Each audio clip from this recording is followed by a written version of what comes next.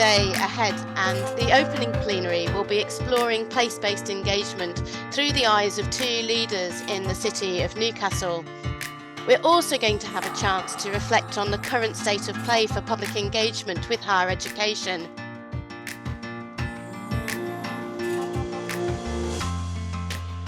We've just pulled together a couple of images that sort of capture really what we're thinking at the moment. Here we have the good ship public engagement. And I think there's a sense of momentum, but also I think for us a real sense of choppy waters. Of course, the global events that we're all living through are really shocking and upsetting, but also we're really aware of the significant uncertainty many people inside and outside universities are feeling at the moment with sort of challenging financial pressures and economic circumstances. Yeah, so there's uncertainty, funding challenges, university politics. I think we know quite a lot about those things. Tokenism, that real challenge around tokenism, lack of resources, volume of work, conflicting priorities, systems not ready, lots of people reflecting on funding, lots of people reflecting on the challenge of time.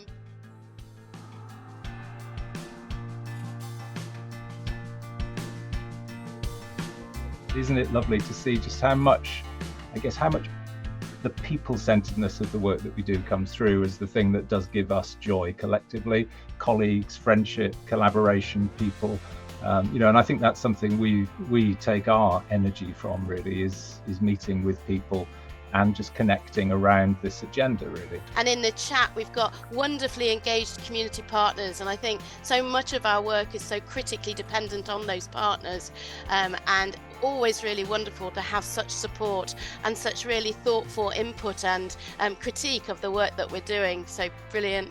And being able to connect with communities for a common purpose. So that sense that there's a shared purpose that people can work towards. There's social justice, impact, learning, and just one more kind of wind in the sails, inclusive and compassionate approach from researchers and partners working together. So that's a really lovely part of the wind in the sails to move us to the next stage of our talk. We've been thinking a lot about this, partly because we've just relaunched our website, and I hope that those of you who've had a chance to see it like it and feel that it's a fresh start almost. And we've been looking forward, but we've also been looking back, really, to try and just make sense of how did we get to where we are and what's the story about public engagement now in 2023. And so we're just going to sort of talk you through a bit of the journey that we feel public engagement has covered. And we're going to start in the year 2000. And I think some of you will recognize this report, The Factors Affecting Science Communication. What was on people's minds, I think, when we were set up and the beacons for public engagement was a real sense of science and research being out of step with society. And this is what this report was looking at. It was looking at the need for scientists and researchers and universities to be more engaged, to engage, not to just explain, to listen and to be connected. And I think the other thing it did that set us off on this journey was it identified the issues around culture and the fact that the reason that public engagement perhaps wasn't being practiced within universities was because it was not part of the kind of mainstream culture. And so that's where we started. We started with that, and I think that gave us the initial impetus. And then something else happened, and I'll hand over to Sophie. Yeah, so another wave of change, and I think one that's been quite remarkable really, was the introduction to universities of impact assessment, which required universities to describe the difference their research made to society. And this was all kind of captured in the Research Excellence Framework, the REF, weighted equally social and economic outcomes, and also actively encouraged a route to engagement of public engagement. And I think it's fair to say that this has seen a profound change in how universities organise themselves, how they work in partnership, and it's also raised the profile of high quality practices and how to do that well. The next wave, if you like, which began to really gather momentum in 2018, and that's the idea of engaging with your place. So in 2018, the UPP Civic University Commission focused on that vital role that universities make to their local place and to their local people. And I guess that there were a whole load of other things that were really acting on why universities might want to do that. There was obviously Brexit, there was Black Lives Matter, and then there was COVID. And this really highlighted the profound inequalities across the UK and the role that universities could play in addressing them. What next? This idea of what put wind in our sails and which has given sort of momentum to the work that we do. And I think what we're going to say next is culture. What has happened recently, I think, is something that was quite a minority interest when the NCCPE was set up, has become really mainstream. A real concern about the need for universities to work differently. We've been arguing this for years, I think, that we need more open, collaborative, and inclusive cultures within universities. And I think that momentum is really gathering pace now and creates conditions for the work we care about to become more of a priority. And then finally, the present. We've all shared how we're feeling about the present, and it's easy to be anxious, and there are many things to feel sort of are precarious still. But there are also, we think, some really encouraging signs. So you could pick out UKRI's new strategy, their public engagement strategy. You could look at the KEF in England, which is really encouraging public and community engagement, is embedded in knowledge exchange, and the REF itself that Sophie alluded to earlier, really pushing culture, pushing engagement, pushing impact as really core to what it is we do. It's no longer a bolt-on in terms of how the REF frames it, but of course, precarity does remain, and many of us will be aware the recent clash between UKRI and government over Research England's inclusion in advisory group sort of makes clear that the ground is still contested, and there's a lot of work still to be done.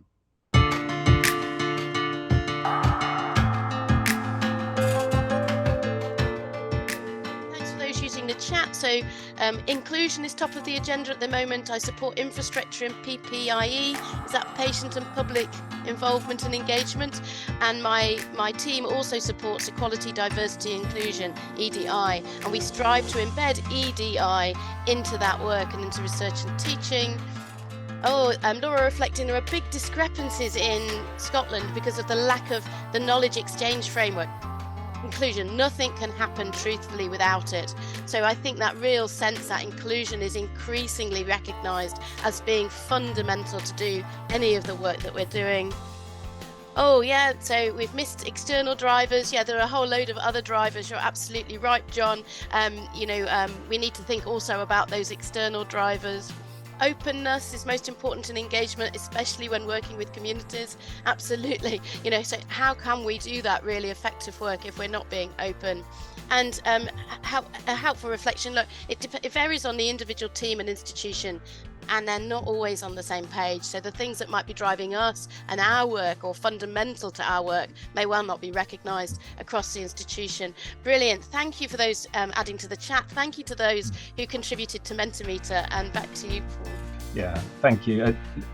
We've been lucky enough to have a bit of time over the last few months to really try and take stock, and it's great to be able to share that with you. But we've been talking to loads of people about how they're making sense, and also about where we can add most value as we move into the next sort of phase of our work. So we just wanted to end this opening with just sharing a few thoughts about that. And we've been talking not only, of course, to public engagement professionals whose whole kind of professional identity is focused on supporting public engagement, and who can help with all of those things, with openness, with trust, with inclusion, with the civic, etc. It's a fantastic opportunity, I think, for those of us who care about engagement to really contribute to their universities. But also we've been talking to people who have an interest in public engagement, people say in knowledge exchange roles, who are increasingly interested in how they can better understand and better support public engagement. We've been talking to a lot of partners who work with universities to sort of feel how they're making sense of the opportunities. What are the drivers for them? And of course, talking to people in leadership roles within funders and within universities too, about how they're navigating all of this. And where's that left us? I guess it's left us feeling that we are at something of a tipping point. There is a real sense of potential here to push a bit harder, to move towards that kind of engaged future that was what was our sort of founding mission. And a change of gear almost in how we work together, how we build alliances, not just with each other here, but with people in other roles within universities, but also with partners outside the sector. And that's where we're landing really in terms of thinking about the next couple of years of our work. We believe that there are three particular pillars to this that we need to attend to, where there's already a huge amount of knowledge and expertise, but where when we could work together, we might be able to make a substantive difference. And the first of these pillars is the craft of engagement. We believe that engagement is what brings discovery and learning to life, and co-creating knowledge and developing knowledge with between people within and outside of higher education is a really, really strong place to start. So we really want to showcase excellence in that spectrum of high quality engagement, both from inside the sector, but also from outside the sector. And in that way, we'll be able to hopefully show inclusive knowledge building in action. The second focal point, it really is engagement capability. And I think, again, we know that quality engaged practice requires expert support and skills and ways of working. And that's the kind of work that many of you are involved in, many public engagement professionals are involved in. We really want to showcase what a truly professional engagement culture can look like and support those with the skills to make that happen. And again, we also want to look outside higher education for inspiration. Are there some things that others are doing that would really help sharpen our own thinking and affect change for us? And we're going to be working with our public engagement professionals network. Many of you are members of that network already. We're going to be working specifically with that group to develop stronger recognition for the skills needed for a great research culture. And we're also going to be launching our Engage Fellowship. So that's a particular opportunity specifically for public engagement professionals. And we'll be announcing that at the end of the second session this morning. So do listen out for that, and it will be on our website following that.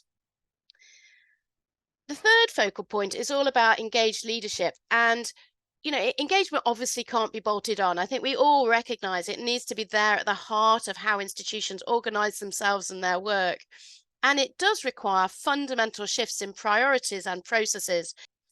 And we're going to be working to support leadership at every level to do this, building particularly on our Engage Manifesto to inspire change and launching a new leadership programme. It's a tiny sneak preview of what we've got planned for the year ahead. And we're going to be doing lots of going out and chatting to people to refine our approach to ensure that it actually makes a difference. And we'll need your help. We'll need you to come and join us to shape and challenge what we're doing, but also to contribute to it. And there'll be more about that coming in the next few weeks. A little bit of a shifting gear now. We're really delighted to welcome a couple of guests to share with us how they're making sense of engagement in a particular place. We've been looking at some of the trends that have played out across the sector. We're going to zoom in on Newcastle and talk to Jane and talk to Chi about their relationship as two leaders in the city and region who've developed a really strong partnership around their engagement. Just to remind you that she is the MP for Newcastle Central and the Shadow Minister for Science, Research and Innovation, and she will be joining us shortly. And Jane, who's here, is PVC for Engagement and Place at Newcastle University. But just to set the scene, Jane, I just thought I'd just share the next slide, which describes some of the work we've been doing at the NCCPE linked to the theme of civic and place in particular. A couple of big projects that we're delighted to have been part of. Sophie mentioned the UPP Civic University Commission. We were a founding partner in the Civic University Network that is run out of Sheffield Hallam, and also part of a project called the National Civic Impact Accelerator that is funded by Research England, which is trying to build capacity. And what's been fascinating in this space is how many public engagement professionals have been supporting that civic work in their universities. One of the things that has been a focal point have been developing what are called civic university agreements. So there is one that is in Newcastle that's covered the various universities working in the city in a really joined up way. Some of them are focused on a particular town. So Luton The Bedfordshire University of Bedfordshire Civic Agreement is a brilliant piece of work and is very focused on one particular town in their area. And then Goldsmiths have been working in a particular borough in London, building again that civic agreement, trying to create a framework for collaboration, creating the conditions for excellent engagement to thrive. And the other project that we've been part of is funded by ESRC, AHRC, and Innovate. And it's called the Local Policy Innovation Partnerships, lovely acronym, LPIP. And there's a hub based in Birmingham. And what's been so encouraging, I think, about how this project was framed is that the funders from the outset said we need to build common purpose across public policy, business, innovation agendas. We should stop thinking about these as kind of siloed ways of connecting, and we need to join that up to make ourselves better able to serve the needs of the places where we're based. So two big projects that I think are putting significant energy and momentum behind engagement. So I thought, Jane, tell us a little bit about your own journey as you're now a senior figure in a university, but you've had quite an interesting journey to get you to this point. So if we could start with that, that would be lovely. Yeah, absolutely. And thanks so much for inviting me to join you at this Engage conference. And great to see all the comments in the chat and the people who are connecting from actually all over the world, which I think really sort of shows the importance and the range of this work. So yeah, I mean, I'm probably I sort of often say I'm unusual, but I think I'm sort of less unusual, increasingly less unusual, if that makes sense. My current role is as Pro Vice Chancellor for Engagement and Place at Newcastle University. So I believe that this was the first Pro Vice Chancellor role to actually include the word place in its title, and that was a very deliberate move by the university. My background, as you say, Paul, I come from a number of different experiences. Before I joined Newcastle University, I was Chief Operating Officer at Durham University, which was a fantastic experience to really get to understand how universities operate. But prior to that, my career had been largely in the public sector. Started working in culture and heritage, and then moved into local government, becoming chief executive of a local authority in Gateshead in the northeast of England. And I guess the thing that's been a common factor for me in all my roles has been this sort of sense of how we can work together in partnership to benefit places and communities. And it's been very clear to me over the years that actually no single organisation can make the kind of shifts that are necessary. As you were saying earlier, there's quite a lot of challenges that we're facing locally and globally. So that notion that we come together in partnership to understand and to address those challenges. So for me, the opportunity to come into a university like Newcastle that is sort of deeply rooted in its local community, really having been founded by the pioneers of the Industrial Revolution, and deeply committed to a civic agenda, was a fantastic opportunity. So yes, I sit on the executive board and I have oversight of our engagement and place strategy. What did you notice when you moved from the kind of local authority world to the university world? You might think actually you were moving from one very similar organization to another, a large, complex organization. What sort of cultural differences did you pick up as you made that transition? For those of you who know the Hitchhiker's Guide to the Galaxy, it's that sort of Babel fish of every sector has its different language, and you have to learn how those different languages work to be able to communicate effectively. But culturally, there's a huge difference, really, in the sense that, you know, coming from being a chief executive in a local authority where, yes, I worked closely with politicians, but in essence, I was, as head of paid service, I had the oversight and the ability to make things happen in a sort of a structure of local government. In academia, as I know, I'm sure many colleagues on the call will recognise, it's that sense of actually, you know, lots and lots of individuals who are deeply committed to their research, their education, and their area of expertise. But something that actually, that notion of, you know, the university is very different, and therefore I think the approaches, the leadership techniques that you need to deploy are quite different in an academic setting. I sense you're being quite diplomatic. And you know, I think people might think, oh, PVC engagement, you know, that gives you a tremendous amount of kind of power and influence. But how have you learned to sort of exert that influence within such a complex culture?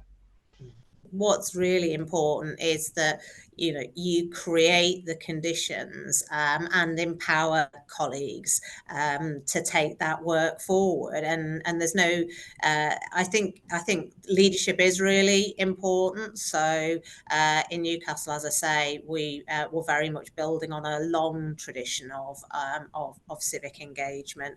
Our Vice Chancellor, Professor Chris Day, is from the region, is deeply committed to this agenda. So I think that leadership actually makes my role a heck of a lot easier. But also, I think having that sense of embedding engagement in the overall university's vision and strategy. So what does it mean for education? What does it mean for research? What does it mean for the way that we operate as a large organisation?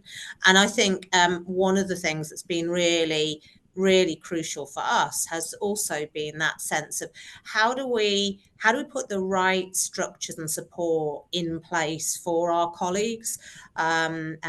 We have an engagement in place team led by Andrea Henderson, who do a fantastic job. And actually, we fairly recently went through the NCCPA watermark process, and that was really helpful because it raised the profile of what we were doing, but also helped us to think about what do we need to do more. I'll be honest as well, the access to resources does make a big difference.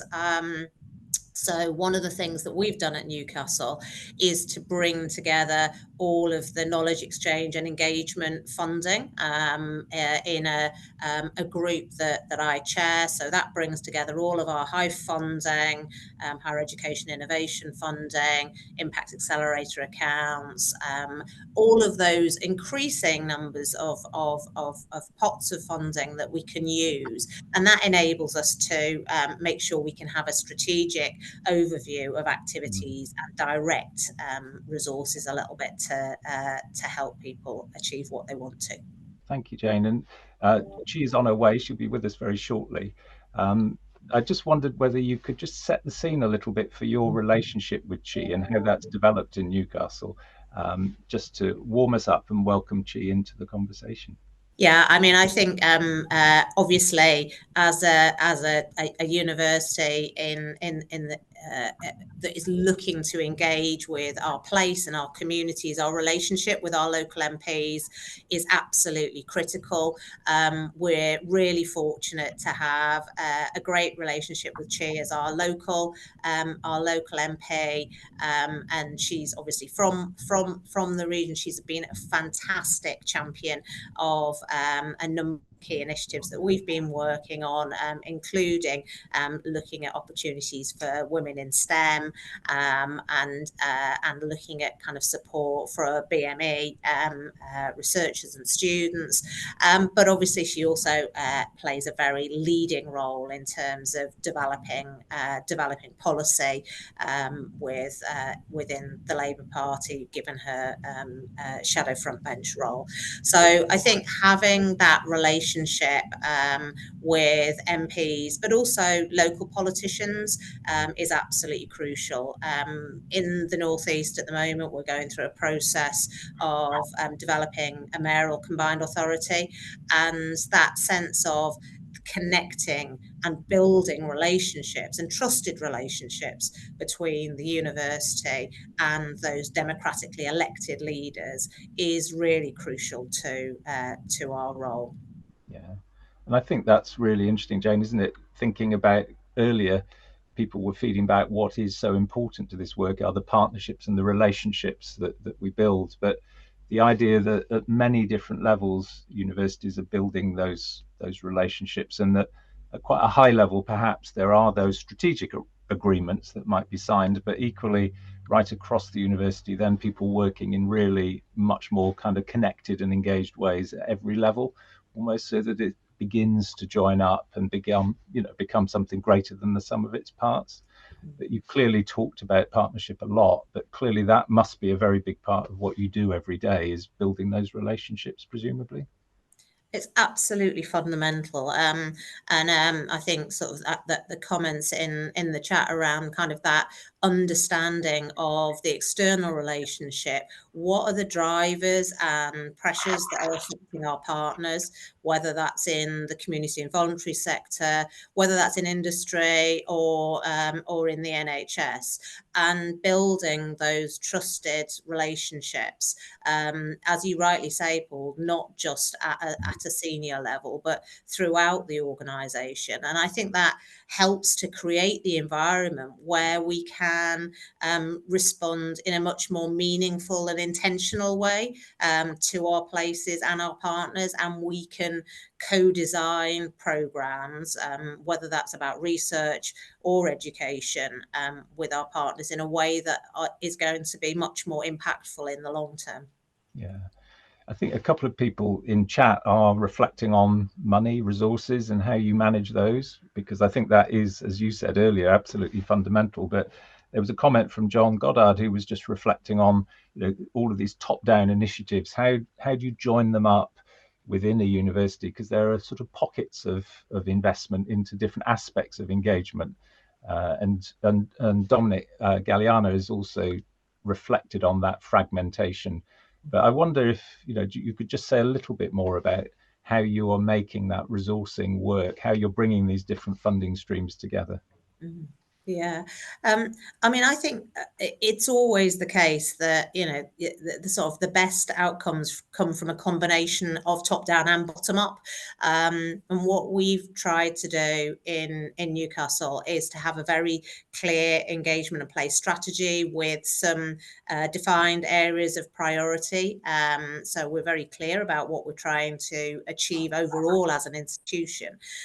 And we're also connecting that to our faculties and schools. So every faculty has an engagement and place lead, and works with within the faculty and the schools to sort of look at where the opportunities are and how we can best support those.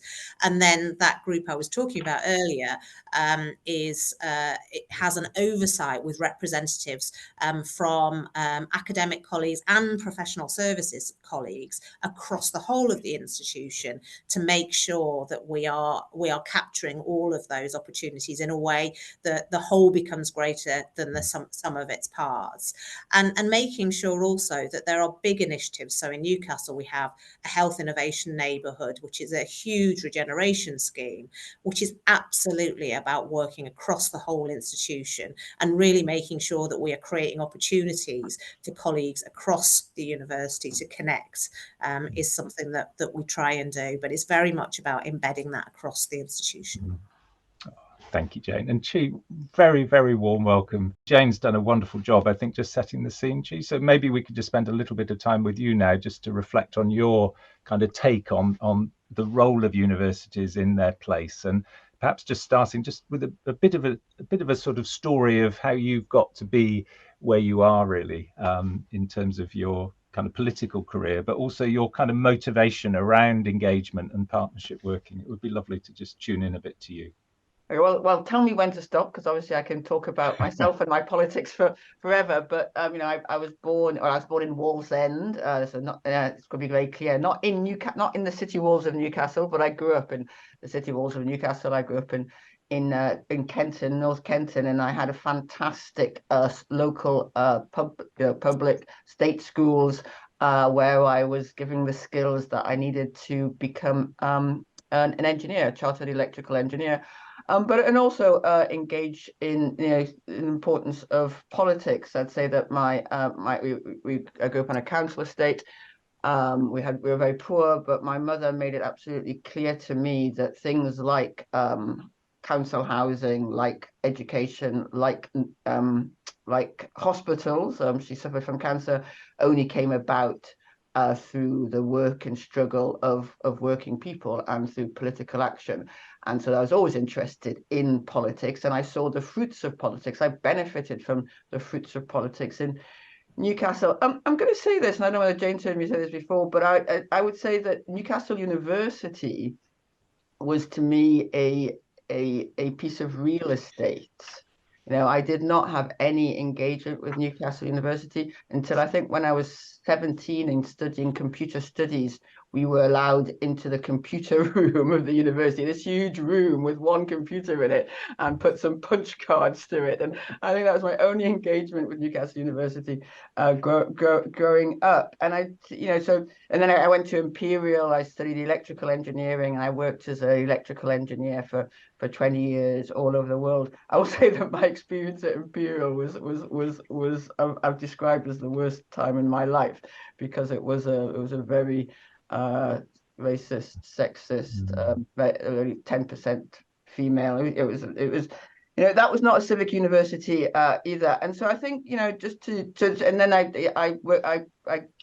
stood to be the candidate, the Labour candidate in Newcastle in 2009, and I was selected by Labour Party members in Newcastle. And I think having the background of being an engineer as well as being from Newcastle was really important in that. And I suppose for me, having worked with vice chancellors of Newcastle University, as the representative, what is really important for me is seeing that has changed my experience growing up, and the lack of engagement, if you like, I think has really changed. And I think that was I said I could talk about this forever, but I think that was, for me, that was really brought home by the working with Newcastle University on the Freedom City celebrations of 50 years since Martin Luther King had spoken at Newcastle University. And growing as a kid, as a young Black kid in Newcastle, I did not know that Martin Luther King had been invited by Newcastle University, the only university outside the US to invite him for an honorary doctorate in his lifetime. He was assassinated a few months later, and done this fabulous speech about the challenges of our time, which unfortunately are still the challenges of our time: racism, poverty, and war. And I suppose that history, again, that history of social interest in social justice, which I think Newcastle University and indeed our region sort of celebrates, I feel is being more translated into engagement with local communities now, and engagement with local organizations as well. And I'm really proud of Newcastle University as a civic university, because I think, and just to bring it to my role now as Shadow Minister for Innovation, Science and Research, innovation needs to benefit local communities, and also local communities need to be part of it.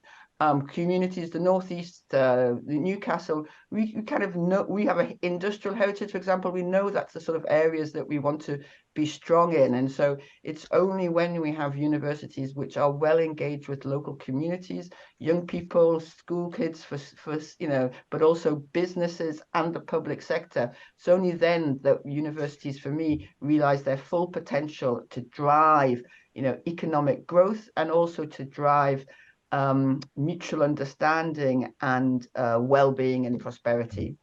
So I tried to cover everything in one answer. So it'd be nice just briefly to reflect on the real positives of what you've learnt together in Newcastle. and then maybe move on to reflect on what some of the challenges are that remain. But just in terms of the positives, if we could scale up some of the work that you've seen, and you've contributed to in Newcastle, and think about if the whole university sector in the UK was working in optimal ways, what are the sort of features of the work that you've seen in Newcastle that you would like to see become much more widespread? Oh, well, it's a great question, and there are many different things. I mean, I think let me just talk about three of them really. So I think that engagement with local communities and particularly local schools, because I think and on a sort of range of skill areas. So with local schools on ensuring that children, young people see that universities offer them if that's what they want. But then also, I know the work that Newcastle University does on graduate apprenticeships. So university is something that can be part of your life at any point in your life, and also the work that Newcastle University does with further education colleges. So that that you can access that skill set through different means, so means that different doors, if you like, that you are most comfortable with. Then, of course, there is so one of the things I really think is really important that we have to get right in the Northeast is scale, because we are a large and so somewhat distributed region geographically, but for so many of the key sort of economic drivers, such as for local growth or for being a great centre for healthcare and for startups and scale-ups, and that you do need scale. So working with other universities, and I've been to a number of conferences and seminars where Newcastle University is working with Northumbria universities, working with Durham universities, working with Sunderland. So working with other universities, so we get that kind of scale, and that businesses. I went to an AI event, and businesses from across the region had come to that. They came partially because there was the scale of all those different universities working together. So that's really important. And then actually working with the driving out, working with the business community is specifically in terms of startups and scale ups. So giving the support to small businesses that are get started up in university, but also what I think some people call spin-ins, supporting businesses that already exist with the key skills or knowledge or innovations, and that's absolutely key for economic growth and regional growth that we can if we could have the same levels of GVA value added sort of economic output in the Northeast and the Northwest and the Southwest, for example, that we see in London and the greater Southeast. We would be a prosperous country, and all my constituents would be coming to me to talk about obscure policy issues rather than the fact that they don't have enough to live on. And that's obviously what I want, and that's what a Labour government would want to see. That's really, really helpful. And I suppose it's then, a follow-up question perhaps, G, is in terms of just understanding how we as a sector are perceived, and how, what stories we need to tell about ourselves in order to help people to understand what we do, but also, how we can be most useful and contribute most.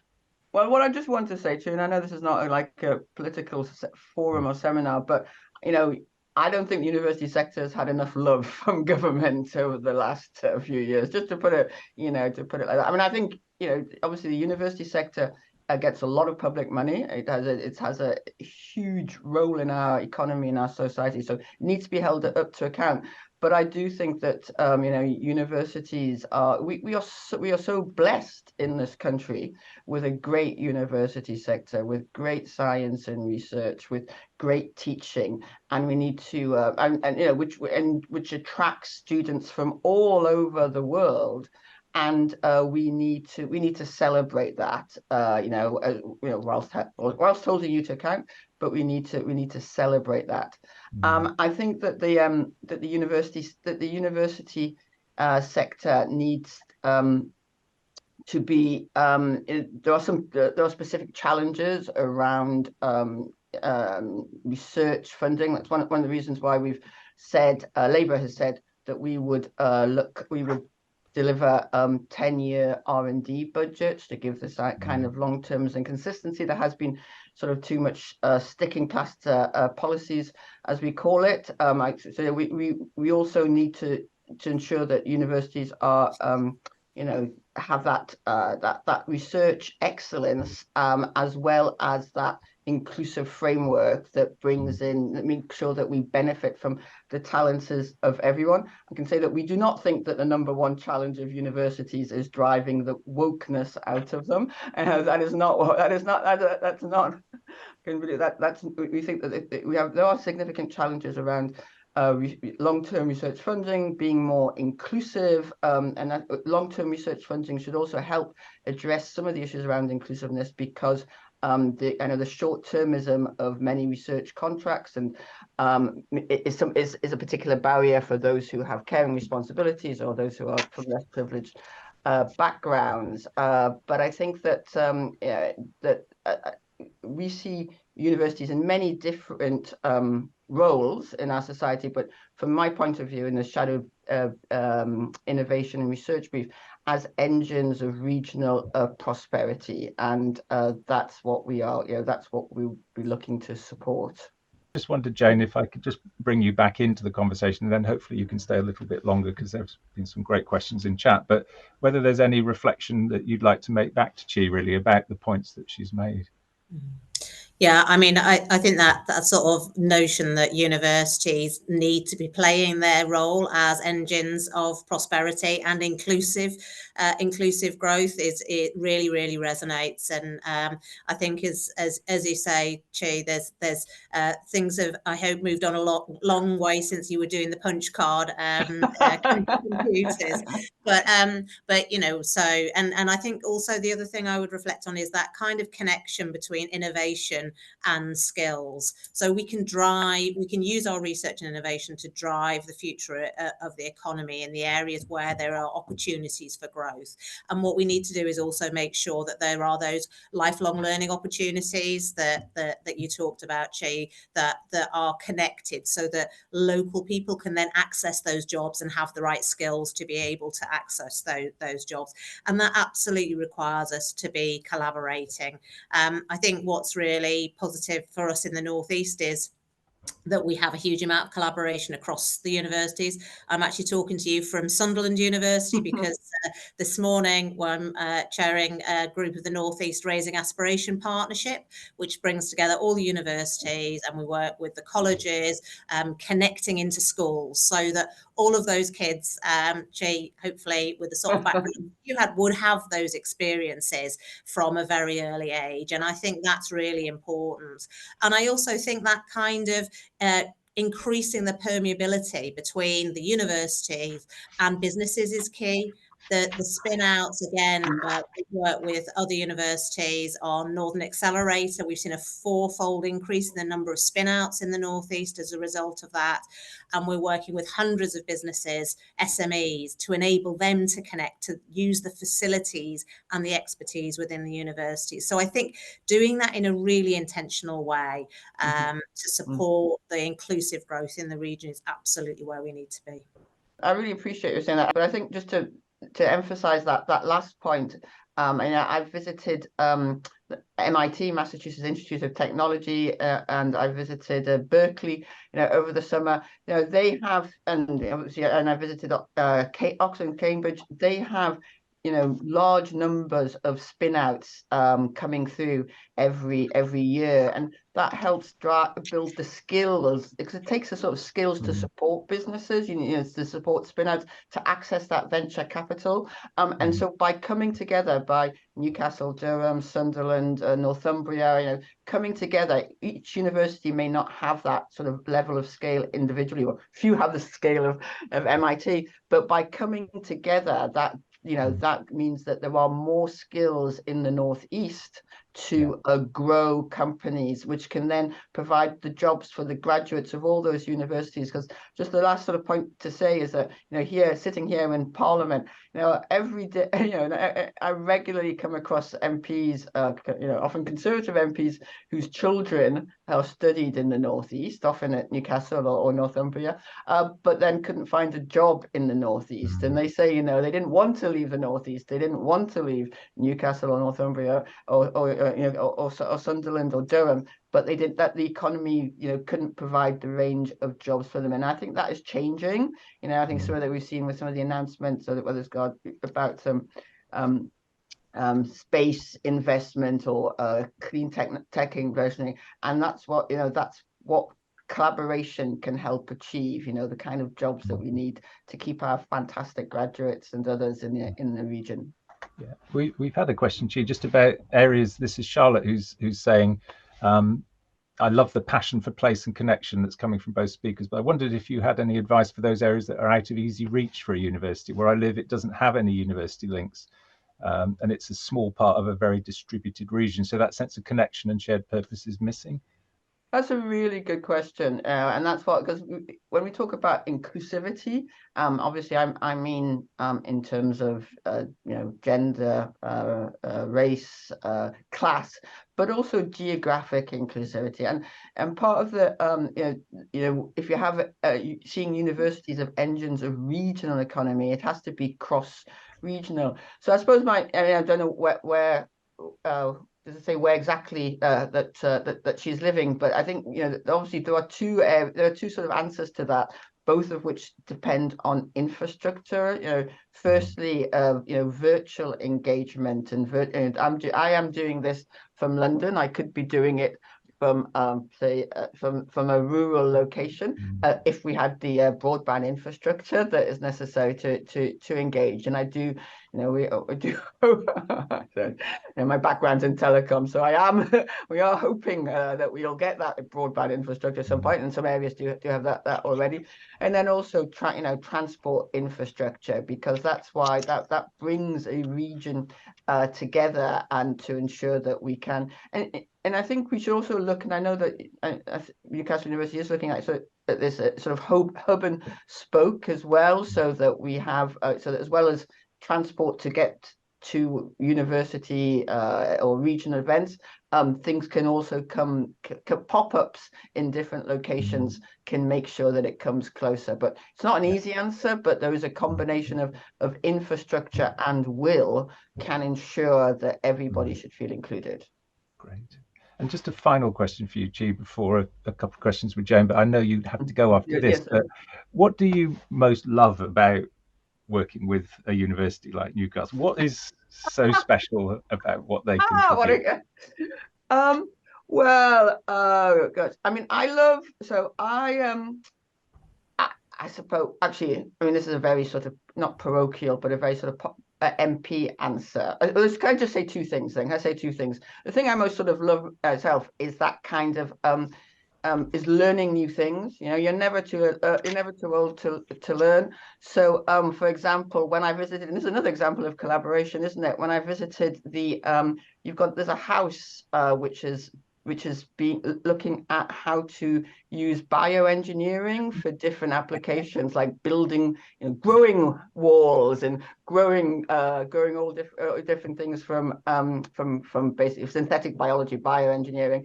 And that, you know, visiting that was absolutely fascinating. And, you know, just from the actual experience of smelling at what you know, some of these biomaterials as they you know, as they grew actually, and just learning how we could, what, you know, everything that was in the air which could influence the outcome and the control for temperature and so that was fantastic.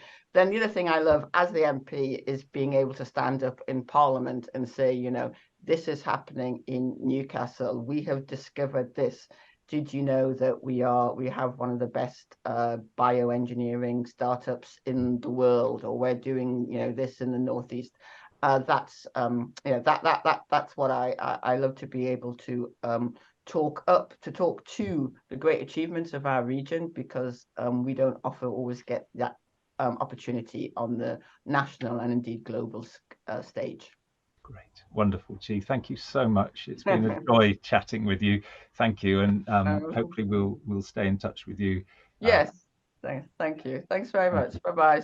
Jane, just a couple of questions to wrap up. One of them is around leadership, and I don't know whether you saw the prompt in the chat from Nicola, but she said, so refreshing to hear you talk. I'd be interested in hearing your thoughts about how public engagement colleagues committed to this way of working could influence leadership to develop or adopt some of the practices and ways of working that you've described. I think when you talk about leadership, for me, leadership happens at all levels of any organisation, and I think, you know, certainly my experience of working in big organisations is that if as a public engagement lead, you've got an idea and you think, I really want to run with this, then, you know, as they say in the Northeast, shy bears getting out. So bring forward your ideas. We've got a great example in Newcastle, actually, that came out of the NCCPA Watermark, where we talked about how do we actually showcase the engagement work that's going on across the university in a more high profile way. And colleagues in our public engagement team came up with the idea of a public engagement festival. And I know that has happened in other universities, but that was absolutely led from that team engaging the wider university, and that'll take place on the 8th of June. So if anyone's in Newcastle and wants to get involved, please do. But I think for me, that's a great example of where, you know, it wasn't my idea. It was colleagues who were coming forward and saying, we think we should do this. And then, you know, I was able to support that at an executive board level. So I think for me, it's just kind of, you know, get out there, showcase the great stuff you're doing. Don't be afraid to have pointy elbows. Yeah. And just finally, you joined us right at the beginning of this session, and we reflected on these waves of change. And this sense that we are potentially at something of a tipping point, that it really feels like things are aligning, potentially, but equally it's precarious. Where are you in your sense making about what next, and how optimistic are you?